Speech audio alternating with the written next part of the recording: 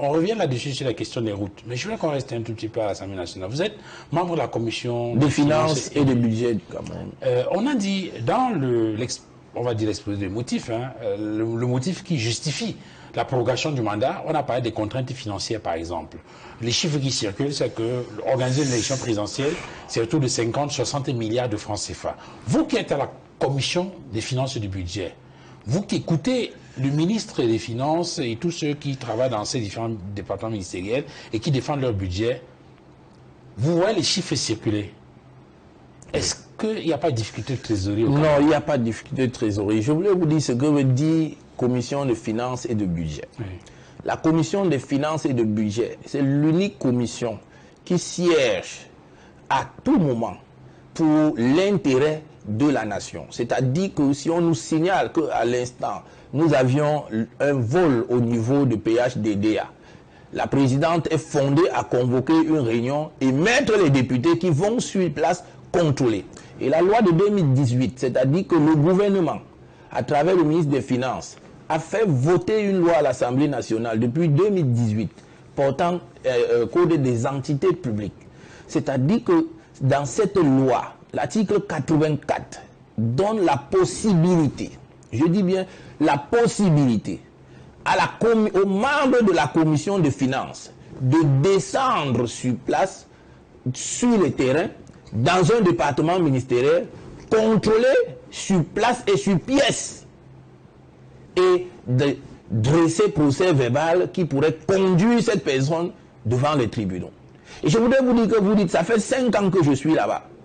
Nous avons pu tordre le cou au gouvernement pour avoir une seule mission de contrôle. Laquelle mission de contrôle, nous ne l'avions pas bouclée aujourd'hui. Ça portait sur les 10 000 logements à la demande du président de la République. Les 10 000 logements que vous voyez à Yassa, ça tombe sur des gens. Pour Yassa, on a empoché à peu près 13 milliards. Pour ce que vous voyez, les logements qui sont en train qui coupissent dans une, comme si on avait construit ça en 1960. Ça fait 13 milliards ce qu'il y a à Yassa.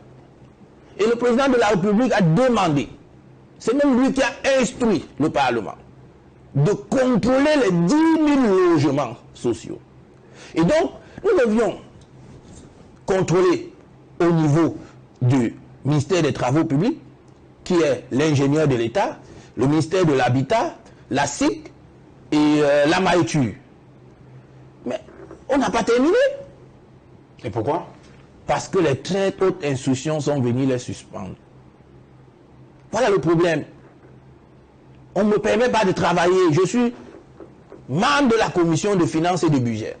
J'ai la mission d'attribuer, de regarder les différentes lignes budgétaires. Chaque chose correspond à une autre chose. Nous validons cela en commission.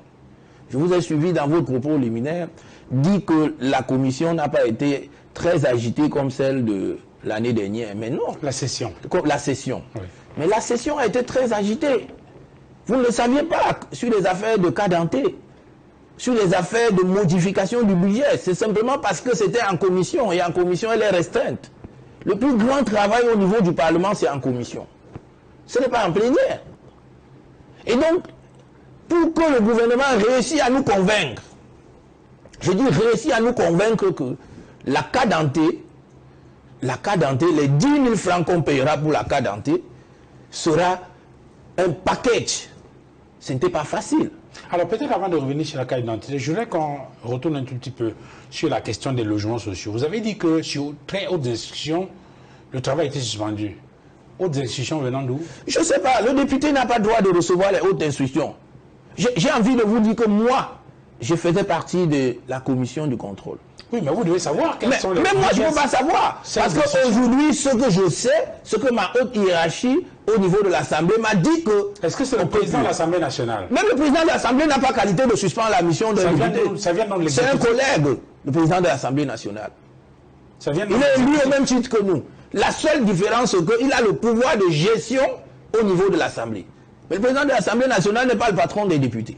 Il coordonne l'activité des parlementaires. C'est ça, le président de l'Assemblée nationale. Alors, donc jusqu'ici, vous ne savez pas d'où viennent les hautes instructions? Non, mais moi, je ne sais pas. Je sais qu'à un moment donné, je fais partie c'est organisé par secteur. Mon secteur, c'est secteur infrastructure. Oui. C'est-à-dire que tout ce qui concerne l'infrastructure, j'ai l'obligation, en tant que membre de la commission des finances et de budget, ça veut dire, d'après ce régime financier et l'article 84, que vous, j'ai le devoir de sécuriser les biens de l'État. Ça, c'est ce qu'on ne sait pas. Et nous sommes allés là. On n'a rien trouvé. Mais avant la suspension des travaux, qu'est-ce que vous aviez déjà en termes d'éléments? Nous avions des éléments, je les produirai en temps opportun. Nous avions travaillé, nous avons fait 28 jours de mission. Ces 28 jours de mission, j'ai les documents.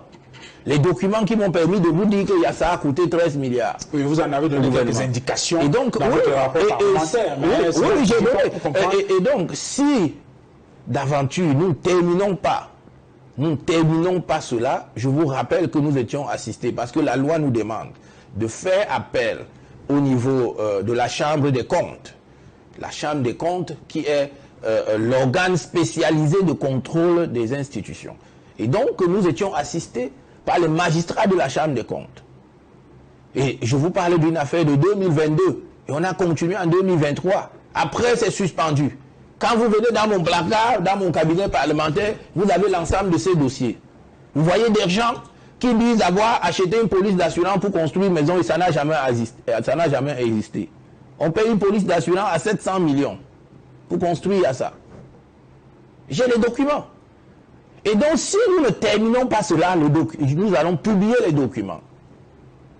Et parce qu'il y a d'autres, c'est quand même de trop ce qui se passe au Cameroun. Alors, vous dites que c'était pratiquement la seule mission de contrôle. C'est unique. J'ai vu un de mes collègues, notamment l'honorable Maudit, dans une chaîne concurrente, beaucoup des incompréhensions que je n'ai pas compris. Alors que lui et moi, on déplore tous les jours que nous puissions faire notre travail.